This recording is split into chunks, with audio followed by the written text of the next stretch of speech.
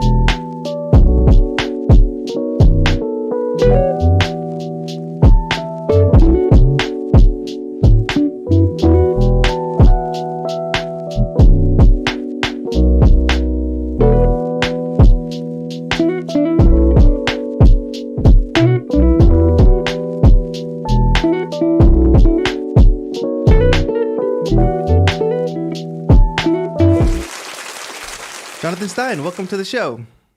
Hey, TAETRO. Thanks, bro. Appreciate it, man. Happy to be Thanks, here. thanks for taking the time and coming on the show today. Everybody was just watching one of your lo-fi performances on Push, and the crowd looks pretty excited about it. SDK is like, I could never play chords like that using the Push. Jared Rice is so sick. Everybody's like lighting up about this performance. Is so dope. And I want to get into all that about you, how you came to be able to play Push like that, because I feel like such a noob when I watch your performances and stuff.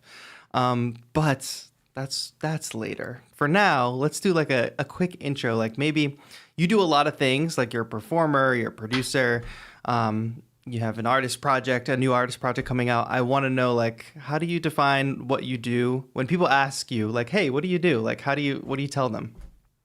That's a very good question. Let's see. I don't know if I have the perfect answer for that yet. There's no perfect answer, I think, to that question.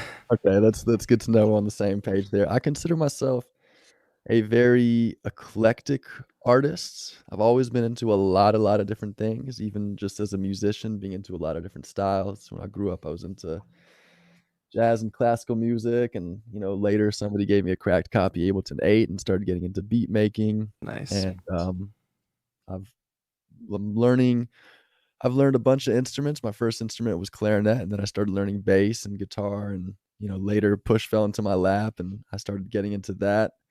So and now I'm getting into even things beyond the musical scope. So I would say I am a eclectic um and expressive artist that is driven above all by curiosity in what can be done and what could be expressed with the human body, the human mind, the human spirit, with any instrument that is external, like a musical instrument, or your Sure. body or your voice. And along the way, it's led to me learning instruments like guitar and bass and push and drums Yeah, and I'm sure this is just the beginning, but it's creativity driven by curiosity and a need to express. that's awesome. I said there's not a perfect answer, but that was a pretty good one. That's pretty close. It came out better than I thought. I wonder, you tracked back to like early days, like saying starting on clarinet or whatever. Like, did you come from a Yeah. musical family, or like did music just call to you? Like, how did you just even end up discovering that maybe you would become a musician?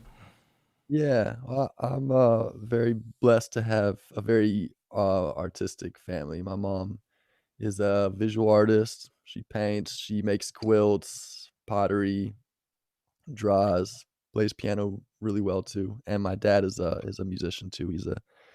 He's an amazing pianist and composer and music director. So yeah, I grew up with very artistic vibes in the household and a lot of encouragement to play around with that from the beginning, and especially as I got a little older and started to take serious interest in it. And yeah, they always pushed me in a really nice way, and I've learned a lot from my dad as a musician too, and was able to hang out around really great musicians that he was playing with and hanging with as a kid, and had awesome mentors too. Yeah, So yeah, but before I played clarinet, I started, it was just band class yeah, in middle school, and before I played music, I was really into sports. I played a lot of baseball, and interesting. but there was I think, oh, and skateboarding too. I was really into skateboarding, and Oh, I think I dislocated my finger when I was 13, and so I couldn't play baseball or skateboard, and I couldn't even play clarinet either. But in band class, there was this bass lying around in the back room, and I had a splint on my second finger, but I was able to play one finger bass lines with my first finger, nice. and the first bass line I learned was Seven Nation Army Of by Stein. course, the Yeah, classic that's a first great. baseline. Yeah, and I don't know why that story just came up just now, but it's one that I never ever forget. I mean, probably because of the importance of it leading to music being such a big part of my life now and big passion. But it came from this super random, childish, accidental moment of me literally injuring myself and being in this band class, and this, old $100 bass with 3 strings was just lying back there, and my one good finger, and that song having just come out, which was awesome, Right. and leading to everything now, I think a lot about that, like origin story. Like that's a perfect origin story, I think, because it's like these set of circumstances. Like finger had to be broken, bass had to be present, that song Yeah, coming out, like all those things had to come together, and it probably set forth this chain of events for you. That's like you probably can't even, like when you were sitting there learning out on the bass, you definitely couldn't have imagined like what the spark that ignited was, you know. But oh, there's no way. that's There's so no way to crazy. ever imagine that. Right. And I think that's important for folks like people in the chat, like embrace those moments that feel like maybe insignificant at the time, or maybe a struggle at the time, but they can Yeah, really lead to a lot, like a long road of being a musician, you know, and it all starts somewhere.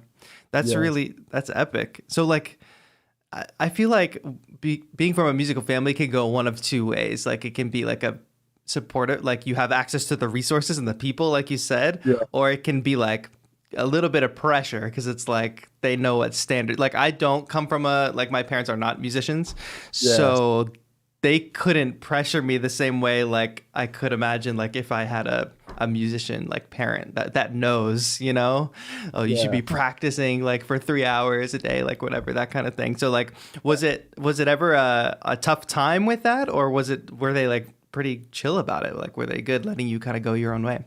Yeah, well, I think they were lucky in that I, got hooked very early on, and got really, really into practicing, basically, once I started playing bass, so there was never any instances of, them having to push me Discipline, back. yeah. Yeah, I was always very, very self-driven, and still consider myself that way today, although, like, I'm a little better at chilling now, which is good. Yeah. But, I do remember you introducing that idea just now, the standards thing for sure, my parents, being very smart and tasteful people who know what's up with music and art in general, especially my mom, who, um, I relate to a lot now as someone who's made a life out of being artistic and expressive, and just, sensitive, someone who's open to feel a wide range of emotions, so that which is a huge the biggest part of being an artist. You have to be able to feel so that you could make others feel. But, so I on one end, I've learned a lot from them on that, but then there are times where it's a lot of pressure and intimidating, and even today, it makes me feel like, um, it makes me l feel like I need to make music of a certain depth and quality, and Sure. not just like, a David Guetta, like, house banger or Right. something, which I guess I don't even mean that With to peace and love to David Guetta, of course. yeah, most definitely, yeah, it'd just be something that I think I would be bad at, because of how I've been artistically driven, like, I don't have that aesthetic down for that reason. But, Right. I do remember this, one time, maybe when I was in, I don't know, 14 or something, and, I was playing in my first band with 2 of my buddies at school, and, they came over to practice, and my dad walked in, and he got really critical of the guitar tone of the guitarist. He, like, came over and he's like, "Oh, what's going on? This is way too bright." And he, like, went over and tweaked with his overdrive pedal, and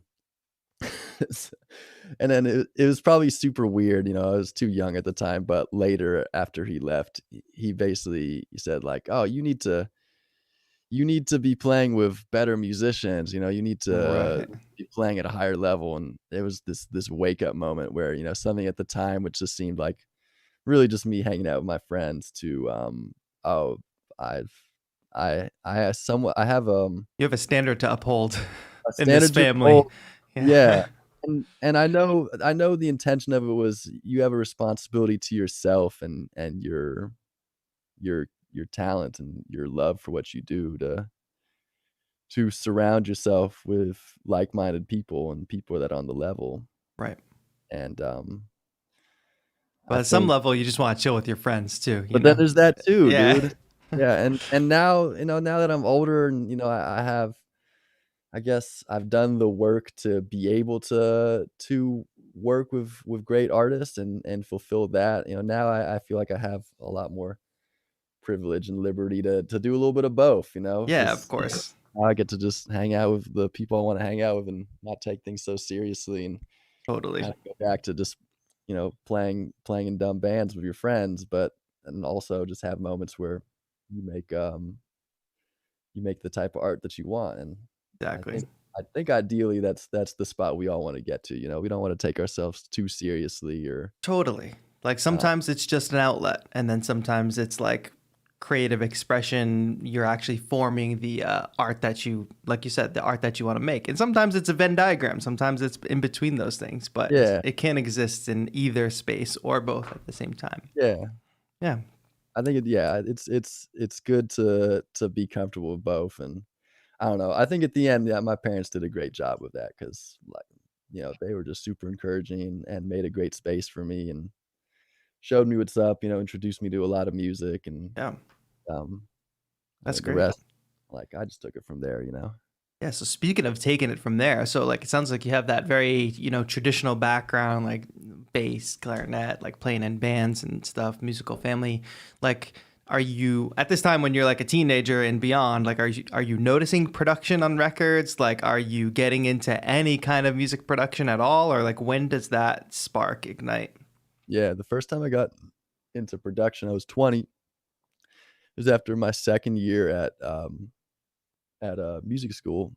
I went to Manhattan School of Music for college, and Nice. that was in New York, and I was studying bass there, just trying to get really good at bass, basically, and, Now, was it when before we get too into the music production, was the idea like you were going to become like a session bass player, or you were just going to be like a bass artist, or like what was the plan? Like just get really good at bass and yeah, that was a great question.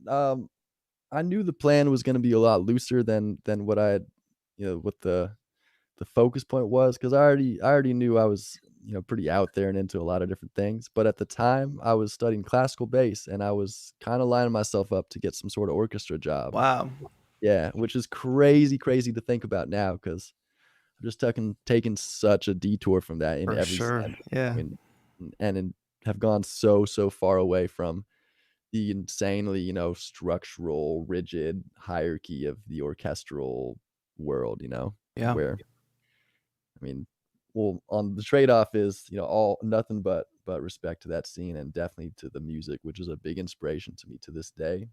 But, basically, it's like it's almost like a it's pretty well, it's basically the most awesome day job you could have, especially if you're getting paid well to play amazing music at a high level. But, it's like you show up and then there's this dude that outranks this dude, that outranks this dude, that outranks this right, dude. Everybody is run by the conductor, and you kinda just fall in and you play those notes exactly like everybody else, and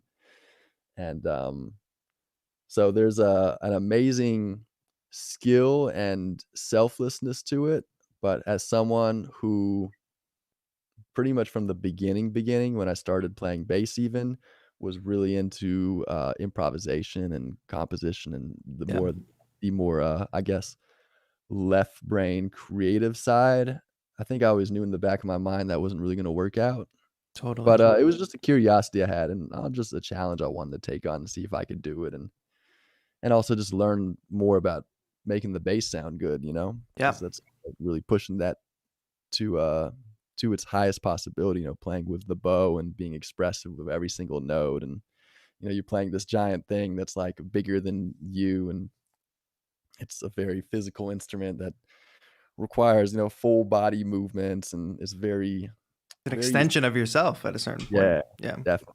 It's very visceral and just ultimately a beautiful sounding instrument when you start to really put your whole body into it. So, I was learning that and gaining a lot from it, but I always knew that, my heart was basically in composing and improvising, especially the flow state of music, yeah. which is my favorite. part of being an artist or even just being alive now, any instance of flow state.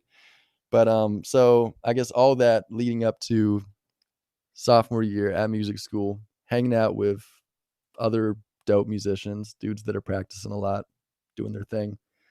And my buddy, who was also a bass player, and I think also had a little bit of curiosity in electronic music, we were hanging, and he took my laptop and put in this little this little flash drive, and he loaded up a cracked copy of Ableton 8 on there. So funny. He was like, "Here, check this out, dude. It's pretty crazy. I've been playing with this. You might like it." And so whatever, I didn't think much of it, but at the same time, I had another friend who had just burnt it was probably like a MP3 CD with a whole bunch of music on it. And on this CD was a whole bunch of hip hop, which I was already curious about because I grew up in Oakland and there's a big hip hop culture there. And I Of was already course. kind of into local hip hop artists there, like Souls of Mischief and Del the Funky Homo Sapien and E40, these type dudes.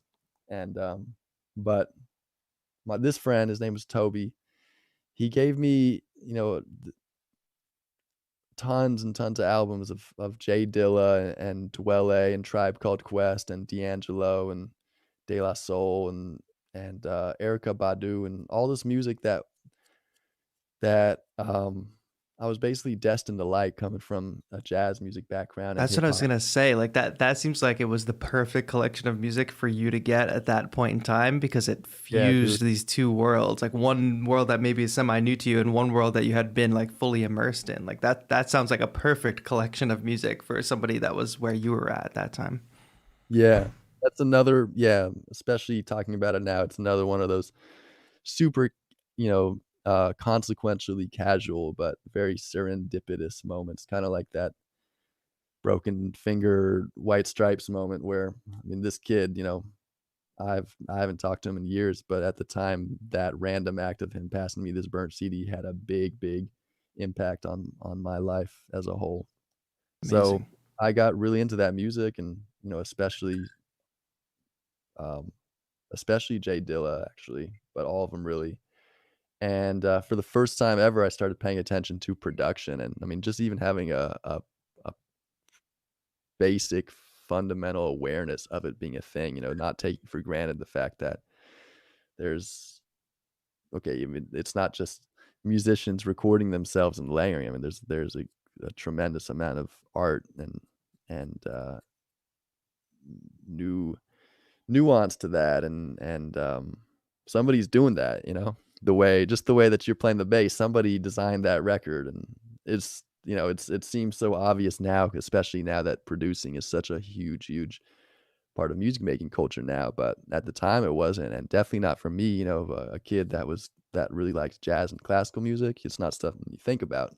But that moment I started to really become aware of that, and at the same moment, my friend passes me this copy of Ableton 8, which I start opening up for the first time and looking at all these, numbers and Like dials. what the hell is this? Yeah, exactly. No, it was yeah, I didn't know what any of it was, but I mean, I was also at the time already really good at learning and teaching myself. I had already kind of experienced that with a few of the musical instruments I was already into at the time. So I just approached it the same way and kind of did the one dial at a time thing. Okay, like I remember double clicking on operator and pulling up my first operator, and I had a MIDI keyboard, so okay, so this is this really simple note, this is just a sine wave, and what does this knob do? Okay, that makes the note ring longer, and okay, this filter knob makes it darker and brighter, and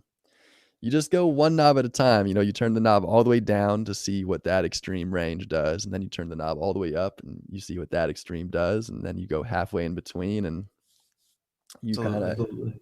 yeah, I mean, I think everybody knows this process that I'm describing here, Well, but actually, it's interesting. I wouldn't underestimate because back then, like Live 8 days, there yeah, was not nearly as many resources out there. Like there wasn't a YouTube tutorial for everything, and if there was, like it was kind of like YouTube was not what it is now back Oh, then, you know? So like there were not tutorials on tutorials. So like I think a little bit of that gets lost because that's very similar to like my learning is like just open something up, turn the knobs and see what they do like one by one and then that's how you learn. But I think now with the oversaturation of tutorials and educational content, everybody kind of expects their exact question to have been answered by the internet already. So I think yeah, people lose that experience a little bit. But I think that that is a very, I think that's such an organic way to learn is just like by doing and trying and not really knowing what you're doing going in. So, but that's cool to hear. that's true. Yeah, that reminds me a lot of times, people ask me, the best way to learn music theory or chords or harmony or composition. And, a lot of times they'll ask me like, "Oh, what do you think of this book? Have you read this book?" And I basically just tell them the best way you could learn harmony and chords will definitely not happen from reading any book or even watching videos, although I guess that could help. It's the You learn best the way to do it tunes. is to pick up an instrument, a piano or a guitar, and just play. Yeah. You have to yeah, you have to feel these chords. You have to try them for yourself. You have to make the connection between what you hear and your fingers pushing down on notes, all of that stuff. So, yeah, Sort of like no, reading about push-ups is only so good. You got to actually do the push-ups. exactly, Yeah. exactly. Yeah, I That's like that. That's dope. So like you get Live 8, you start turning some knobs, like does it become a real thing right off the bat? Like you start recording yourself playing bass, you start making like cool beats like based on this like mixed tape that you just listened to? Like what is the trajectory from there? Yeah, well, I don't think they were cool beats. I'm sure they were pretty rough, and it would be funny to find them. I know I have a hard drive in that drawer over there that probably has some of my first Ableton sessions, It's and funny. I'm sure some rainy day will come where I'll open them up and laugh at what I was doing. But, I Skrillex had just come out with Scary Monsters that year too. I think it was 2010, and, that definitely hit me too, and probably was my first introduction to the super sound designy, synthesized, Yeah. electronic EDM Well, side, and dubstep blowing up at that time, like huge. exactly. Yeah, and EDM too, just as a whole for that matter. I mean, even, some of the like, someone like Dead Mouse or Right. Cascade. So that was the other side that kinda filled out this other side of my spectrum of brand new musical interests. On one end was all this, very earthy, cool, jazzy, dark hip hop stuff, which really connected with my jazz background and just being like a Oakland kid. And then this super fantastic, magical, sparkly, imaginative stuff like what Skrillex was doing and a couple other EDM dudes that I really liked that was just making very bright music in a good way. Yeah.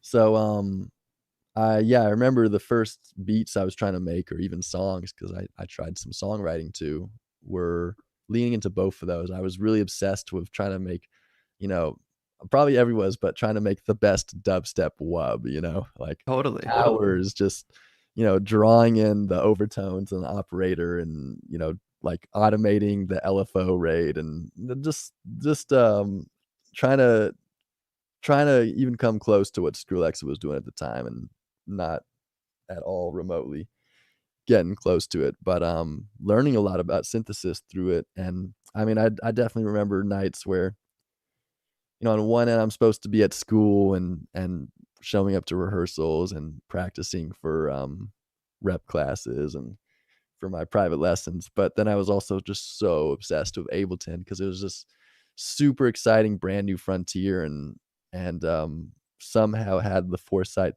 to at the time, with no reason to see where it's gonna go and being just, ignorant and not knowing what's up in all the ways, but somehow instinctively knowing that it was it was the next frontier and this way to not not replace the interests I already had, playing live instruments and the all the music that I loved that came before it, but a way to integrate it and be the next thing as a composer, someone who wants to write music because, you've got all these new sounds, you've you have synthesis and sound design and programming of all sorts, but you could also just plug in and hit record and record the things that you do in the real world. And unlike being a composer for a band or an orchestra where you write the sheet music and you get your boys together to play it. I mean, you're the dude. You can make that record sound exactly the way you want, Right. which is huge. So I recognized that, and for that reason, really leaned into it and became obsessed. So I mean, I definitely have memories of nights staying up till 6 a.m. Working on some stupid dubstep track, and waking up the next day super excited and probably pressing play and being like, "Oh damn, this still sounds." The classic, the next morning, Yeah. listening to the mix, like, Yeah. Yeah. Yeah. Pro tip: the 6 a.m. mixes don't get any better, so better just get some sleep and try again fresh the next day. But yeah, I do remember, for whatever reason, just knowing that this was the next thing for me, and just for me. I mean, not for anybody else or everybody else, but I think I probably had a feeling about that too, because it felt too good to be true as someone who likes composing music. Like, this is it, man. This is the yeah. next thing. It feels like it must have been so hard if that happened in like your sophomore year of college, you said, like you discovering Live 8. It must have been so hard to finish such a rigid program, like going through juries, like getting through all that in such a rigid curriculum that, the Manhattan School obviously probably has for the base program, is what I would imagine. Yeah. Like, did you ever have trouble? Like, did you ever feel like maybe you wouldn't finish the program and you might go pursue something, or were you always like still set on like you're gonna finish it, you're gonna get the degree, you were gonna go down, still finish this like very different path than what was kind of sparking your inspiration through like production? Yeah, that's a very good question. It definitely was hard. I mean, I always had the intention, at that point, I'd already done 2 years, and, I figured, "Okay, I mean, I could do this. I could definitely finish it." But it definitely had a big effect on my performance and interest, and probably my demeanor at school. I remember that year, my junior year, my everything at school suffered a lot, and, it was like a whole thing. My parents started to get a little worried 'cause, Right. I'm explaining to them, I'm like, "But mom, dad, Ableton's the next thing." And, Yes. they're like they're like, "Dude, what are you doing? You're, like, making beats on your computer? What is this?" But, you know, 10 years later now, it's, like, a way different story, There was but at so the much time. less context at that time Yeah, for laptop like music production, you know? definitely, yeah. But, once again, props to them for, like, despite clearly not understanding and understandably not approving, for them giving me the space to do my own thing and make my own decisions, even if they had the potential to be mistakes, which is great. I think that's very important as, a parent, a mentor, a teacher of any sort. So, but yeah, at the time, I mean, my junior year, I know that my performance and grades suffered, and, it got to the point where, yeah, I think, like, I don't know, I think, at the end of my junior year, I was put on some sort of probation, and, it wasn't looking great, but, it was just a wake-up call to just remind myself, "Okay, you have to do both, dude. You have to be responsible here." I mean, not just to yourself as a musician. Yes, you have this awesome new love, but you still have to nurture this path, which is also very beneficial from you, and you still have a lot to learn from the school and your friends there. And so, it was kind of a man up moment and do both. And my last year, I think I did a very, very good job of that, and took both as seriously as I can. I had a great last year at school and learned a lot, and put in a lot of effort and love to put on a great recital and play my best. And at the same time, dive deeper into Ableton, and I remember that same year I moved out to Brooklyn with my buddy Ivan, and we built a DIY recording studio in our basement there, off of the $11,000 we raised on Kickstarter, which is also crazy to think about. And it was cool. That was a great year because I was able to do both of those at the same time. Tell me I also about. remember, Oh, go ahead.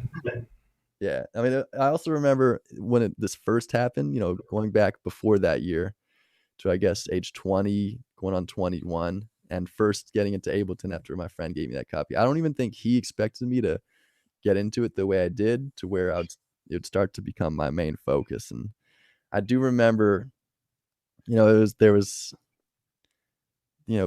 kids that, the musicians I was playing didn't understand, like my parents Right. didn't understand it, and they didn't get it. They were all incredible musicians pursuing this, I mean, basically a traditional path, but a purer path, their path. And, I'm like over here once again, pushing buttons basically, especially from their perspective. And I don't think they got it. And it definitely probably alienated me, at least for a little bit, until, maybe a year later, and they started to see what's up. But ultimately I was just doing what I felt was right, what I felt was the move. And in the end, it led to me making friends with other like-minded people at the school that were the same way, musicians that were playing their instrument at a high level, that were into composing and were into popular music, and, started to have an ear and awareness for beat making and music other than traditional art forms like jazz and classical. Right. And so I ended up making really good friends with those types, and we all got into Ableton around the same time. And, those dudes are still my friends to this day and collaborators. That's great So because, back in that day, like, and even like while I was in college too, like it was still like an uphill battle to get people to understand like why you're spending so much time with your laptop and Ableton Live and making music this way. Like I feel yeah. like it's not even an argument anymore. Like people get it now, but back then if you could connect with people that really got it, like it definitely seems like those would be lasting relationships because you were all swimming upstream from what everybody else was saying was right or what was actual, like, music Yeah, education, whatever. So yeah. that's really cool. You just casually dropped that project you were talking about with the Kickstarter and like Oh, raising yeah. money and having that studio. Do you want to tell that story? Yeah, of course. It's a cool story. Yeah, so, all these details I just dropped, me kinda going rogue basically, and in a sense, disavowing the tried and true path of the musician that a lot of my friends were doing, and, switching to pushing buttons on Ableton basically, um, led to the people I was connecting with changing. And next thing you know, I was making friends with some other like-minded people that had curiosity with that. A buddy of mine, Ivan in particular, and so we started hanging and just trying to figure out what was gonna be next for.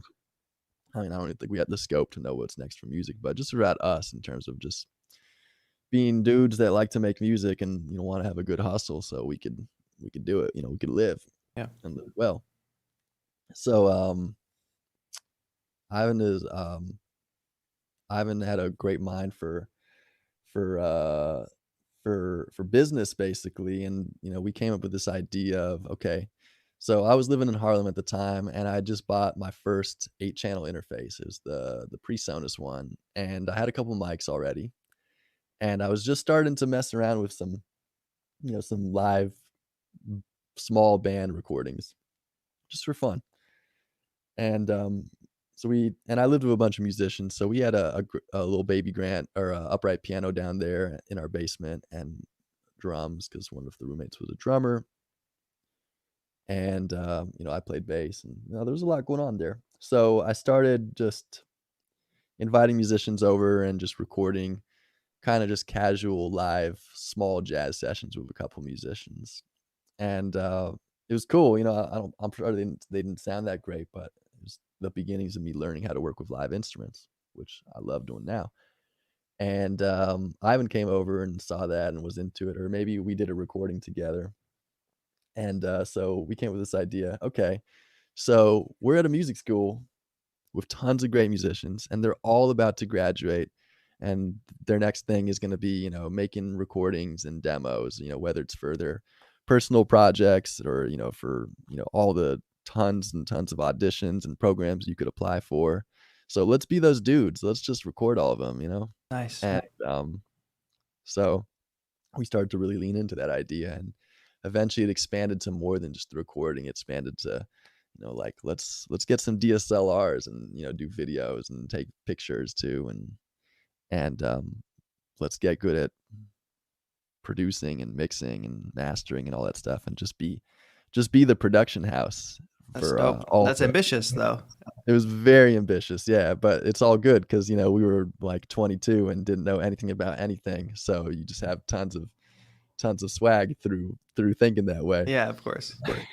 So yeah, and the crazy part is we put on this Kickstarter and probably gave ourselves a couple months of deadline, and just hustled our asses off, just asking everybody at school, all the parents, grandparents, cousins, teachers, everybody. And yeah, some amazing way we raised $11,000, and we used all that money to buy tons of soundproofing and sheetrock, and I think 2 cameras, tons of microphones, like a whole bunch of gear, and set up this very, very cool recording studio and production space in our 2-story duplex in Williamsburg, and the whole downstairs basement was set up for recording. It was super cool. It was yeah, it had to, you know, obviously it was very DIY because, like, you know, we literally just built it ourselves, and Right. none of us are, you know, craftsmen of that sort. But, you know, we were all very you know, smart and slick with Ableton or whatever we do, and there was great musicians that lived at this place, so we had good instruments. We had a really nice Fender Rhodes that Ivan had. Our buddy Mark had great drums there, and we had all the mics already set up, and it had kind of this casual DIY but comfy casual look, but also super clean and functional, where every musician could just plug in and sit down, and I could just hit record in Ableton, and everything would just go. And so we called it Candid Music Group, and it kind of started off as this production company, but slowly merged into this hang, you know, where some of those other friends I'd been making at school that were starting to get into production and, you know, leaning into new stuff, you know, they would just come over and chill with us and More of like a work with us. collective at that point.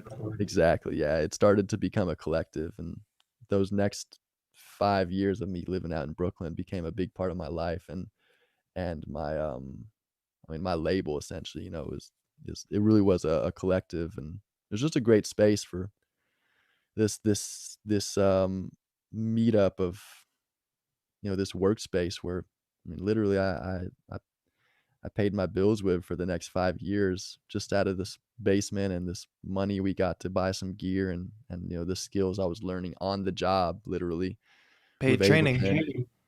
Yeah, exactly. And then the experience I had before of, you know, learning music and instruments all those years, but before that, just coming together in this unique way where, you know, once again, like, we were just kids out of school. We were stoners, you know, we were just messing around in a basement. We didn't have any formal recording or producing or engineering training, but we had this weird mix of musicianship and we just had some balls with how we used Ableton, and I think people were into that and knew that they could come through and get a really unique product for not that much not Yeah. that much bread. And I'm And for sure us, a little bit of it, like the benefit was like people would want to come through and be part of this thing that you had going, you know, like this collective that exactly. was forming. I think I want to, because we're just talking so much. I don't want to miss out on all the other fun Oh yeah, stuff too. dude. Like, just fast forward like a little bit, like this idea of the collective, this idea of like being part of this group, like you brought that to the West Coast with you. Did some people like follow you out there, or you had to find a whole new crew when you came back out to the West Coast? Like, how did that start forming? Yeah, that's a good question. So I've been out in LA for 2 years now. So I'm in my second year as a West Coaster. But interestingly, at the same time that this was happening, I also was forming a community out in LA too, going back even to 2010. And this was another random, super serendipitous story where this kid that I went to band class band camp with, when I was 14, 15.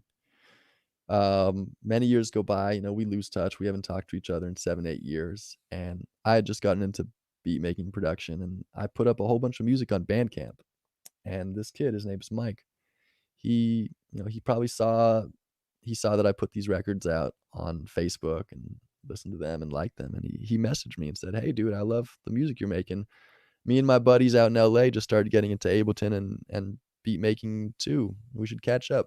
So he hits me up and we catch up, and he tells me that he's going to Chapman University and he's taking a production class there. And he said that him and his friends were doing this thing just for fun where, they would just email some samples to each other, and they had give them like they would give each other an hour to make a beat, a 1-minute beat, and then they would Yep. send them to each other and see how they come out. And you pick a tempo and have to use the sample.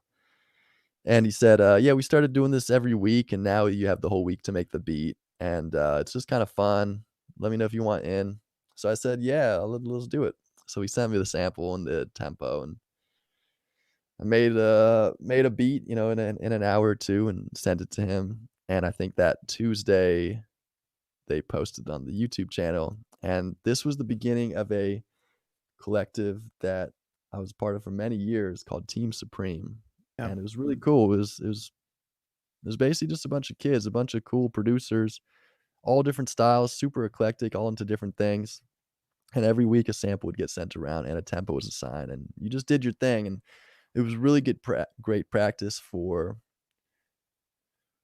working quickly and not overthinking it, but also having some wiggle room and playground, especially in those early days when there wasn't so much genre establishment. It felt very Wild Westy, and we were just trying, weird stuff. Sure. But and there's also this nice kind of friendly competitive aspect where, we're all homies, but we're also trying to see, who won the beat tape that week. Yeah. So, and it was just a great way to learn from each other from listening to their beats and step your own game up and do it consistently. It was good practice for all those things. And that ended up growing like way beyond just a few producers emailing each other. That grew into Yeah. like a whole thing. It did. It grew into a whole thing, and we ended up doing, I think, close to 200 of these beat ciphers Wow. weekly for a long time, and eventually much later. And it definitely became the launch pad for a lot of us going into our next step. Some of us going off to much bigger things, and then other of us just going on to finding our zones and niche with our fans and our workspaces with what we do best, and helped us all get discovered. We did a documentary with Ableton, I think similar around to the time that I did one with them. And yeah, I mean, great friends were made, friends that I still have to this day, that I kick it with out here. And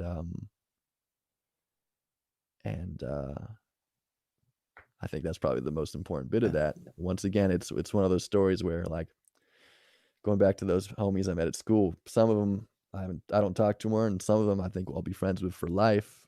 And that's probably what matters above anything else. I wouldn't say Team Supreme is active anymore, although we had a great many years, and there was this big community aspect because the beat tapes were open invitation. Anybody could submit, and Right. I think we were all one probably helped encourage the, at the time, just blossoming producer community, giving kids like us a platform to do their thing and be seen on the internet. And I think that was probably huge. It was huge for me at the time, and I'm sure for other people as well. But so I don't think Team Supreme is running anymore, but it's a huge part of my musical path in life, and a big inspiration and learning point. And it's the friends I have to this day. Yeah. It sounds like such a special time and place. So that's really awesome. Oh yeah. And I'm a big fan of that documentary that Ableton made, because like it really, it's hard to, with other music scenes, jazz, classical, like even like normal, like regular old rock bands and stuff like that, you get the sense of community a lot because you see people at shows and you see people whatever. And I think it is that idea of the emerging beat scene and the emerging electronic music, like laptop producer scene of like, that hadn't really existed yet, and you know, like, what was the scene around that? Is there a community around this? And that just goes to prove that yes, there is indeed community around this, and it is like it's the same thing like as all these other genres and niches, you know. Yeah. I want to pivot a little bit because, Do you it. know, we teased it at the top and showed off that performance earlier. I think you're one of the most proficient like push users that I've seen, like push players. And like for me, I'm just like a put it in key, stick to like the scale, the diatonic scale, whatever. You're doing all kinds of crazy stuff in chromatic mode, and like I guess it maybe this harkens back to your you know, your classical training. And I actually now I'm wondering like how much of your bass knowledge plays into your knowledge of like working your way around the push. But I'm just curious, and I think a lot of people in the chat are probably curious of like what was the training and what was the work like to get to that level with push? Cool. That's good questions, and I think you already hit some nice observations. Also, shout out to your push hoodie. Oh yeah, thanks. This is a 343 Labs hoodie, by the way. That's dope. Push it I'm a real fan. good. Yeah. That's dope. And it's push 2, yeah? Of Okay, course, of course. sick. All right. Well, yeah, these are great questions, and I started playing push 1. Another random story where somebody from Team Supreme put a push 1 in my lap before one of our shows that we used to do, and I just kind of instantly knew what's up with chromatic mode. And the reason for that is, and you basically just said this when you asked this question, is laid out exactly like a bass, specifically, I guess, an 8-string bass. And I've been playing 7-string bass for a long time, so it really did not feel much different from that. And I've also been playing piano for a long time, and ultimately the push and chromatic mode is this mix of both.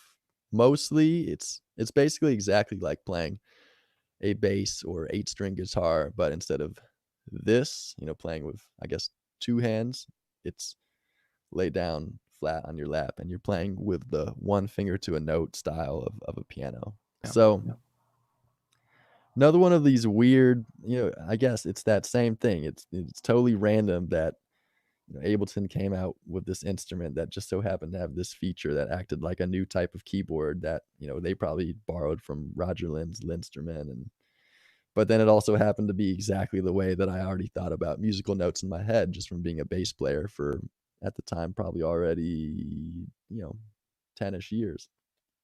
So it's really to me, well, it's not something I take for granted, but it just kind of lined up that in a sense, my whole life I was already thinking the way the push is laid out and kind of already practicing it. That being said, when I first played push and first got one, which was shortly after, um, being who I am, being the dude that I am, I spent the next 6 months just waking up every day and just practicing push for probably 6 hours a day, and not just the piano playing, the keyboard aspect, but I remember having, whole days where it would just be, "Okay, I'm gonna turn the screen off, and I'm just gonna see, if I could, how big of a beat can I make just using push, just touching the buttons on push?" And Wow. I would do that. I did that for a long time, and, through that really learned the instrument and, how to do it, and I had this vision or goal of, how close can the flow state of improvising on a instrument like a piano or a guitar or bass, how much can it feel like that, but with composing a beat? So how much can the compositional building process of building up the loops actually, to a listener, sound like the beat building? How much can the composition happen in real time That's as awesome. opposed to, And how I guess close could you get, do you think? probably not crazy close, but pretty close. And it's a concept I've been revisiting lately. I mean, I guess a good example or an attempt at the example was the video you started this interview off with. That was a beat that I made in real time on the spot. I mean, it's stupid simple. It probably had 3 layers, but yeah, it's the idea of how much can composition converge with performance, and Yeah. how much can you put an audience in front of you and make the process of producing engaging and entertaining.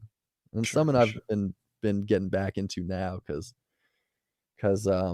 I've just been given a lot more opportunities to perform on push now. I've been been asked to do that a lot, and it's cool because, I play a lot of instruments and I'm into a lot of different things. So, sometimes I'm playing a bunch of drums, sometimes I'm like outside messing around with movement stuff. Sometimes I'm playing guitar, and sometimes the push just stays leaned against the wall for 6 months to a year, and now I'm kind of back into it and revisiting that state, and it's cool. It's an amazing tool for that. Just the keyboard part alone of it, I think.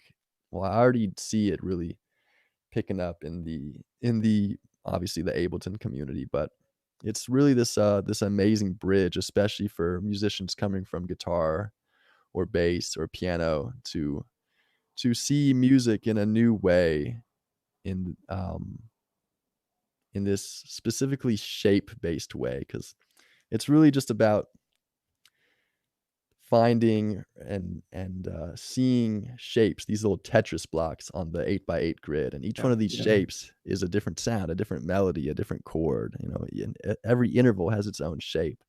And once you know a shape, you could just move it anywhere and it'll always be that same shape. So it really is a I can't think of a better analogy than building music through Tetris blocks. Yeah, that's awesome. And the benefit of just being familiar and being proficient on so many tools, so that you can stay inspired in whatever habits you have on one specific tool, whether it's like the push or traditional keyboard, you can always go pick up the other thing and, Yeah. gain some inspiration that way. And it still feel refreshed. If the push sits on the wall for a few months or whatever, because you've been rocking the bass or rocking the traditional keys, you can always just go and grab the push like a few months later and be refreshed as soon as like that time comes, as soon as you kind of like are getting a little bit bored or getting a little bit in your habits, So Yeah. that's Yeah. really cool. I think that's I mean, I don't know. It definitely keeps it interesting for me, but it's never, you never move on fully from something, it's and you never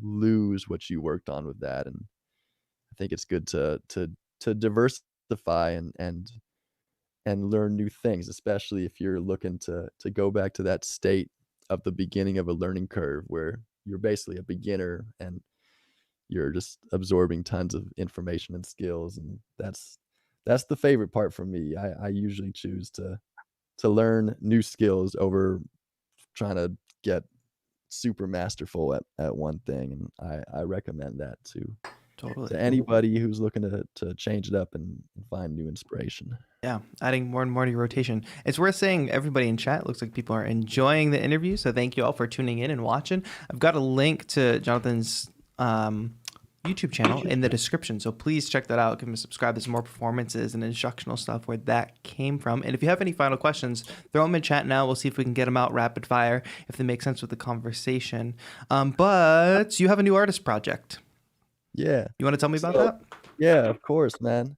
So, yeah, well, like I said, I'm into a lot of different things and consider myself a very eclectic and expressive musician. And recently, I've been getting more and more into not only songwriting, but going back to my roots as a jazz and soul musician. And I've decided I've started a new project and personal identity under my middle name, which is Charles Jacques. And I've released 5 songs so far on Spotify. And I'm singing, I'm writing songs, I'm playing instruments, I'm layering tons of vocals, I'm playing guitar and live drums, and it's cool, it's different, and it's something I'm still exploring and discovering. And so if you want to hear more of what I'm doing, please check it out, and also follow me on Instagram, which is I am Charles Jacques. That's Awesome. Charles and then JACQUES.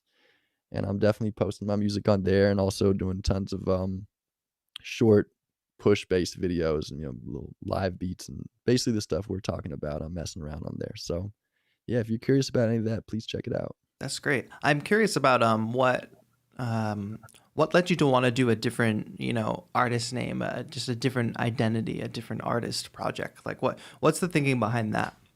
Yeah, that's a good question.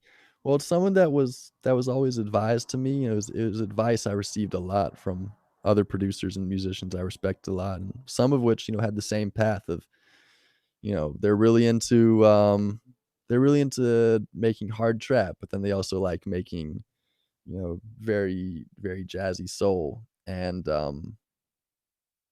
they realize that not only is it confusing, I guess maybe for their fans or for themselves, um, to but it's almost like it's a different persona for you. It's a different side of you, and I think we all have this. We're all the same single person, but we're also very complex and Yeah. have many dimensions and personalities. And I really like the idea of leaning into both separately with full comfort and not feeling like I need to find some sort of middle ground or compromise between the two. Because on one end, the my side as Jonathan Stein feels very, to me, I always identify him as like zany and intense and and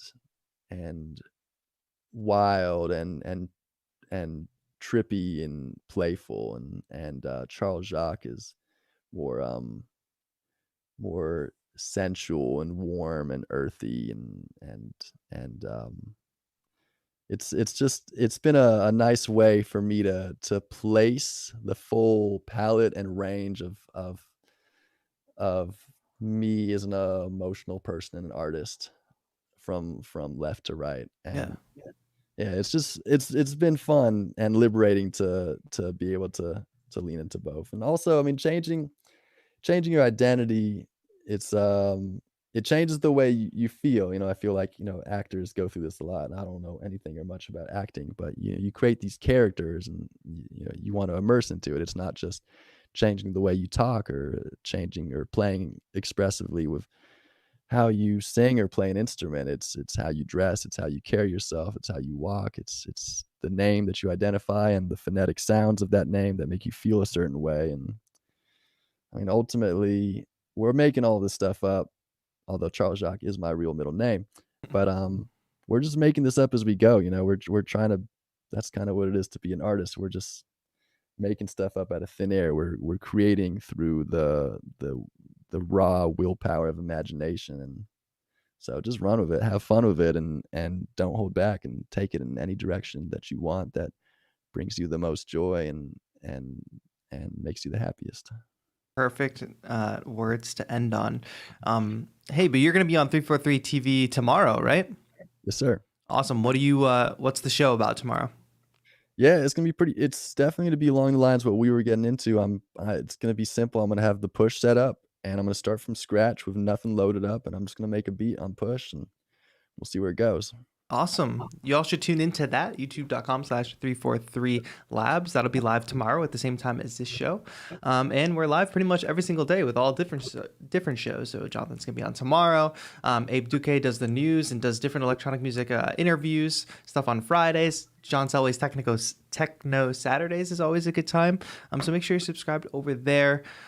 Go follow Jonathan's channel. Make sure you go subscribe to his artist project, Charles Jacques, on Instagram. I am Charles Jacques, right?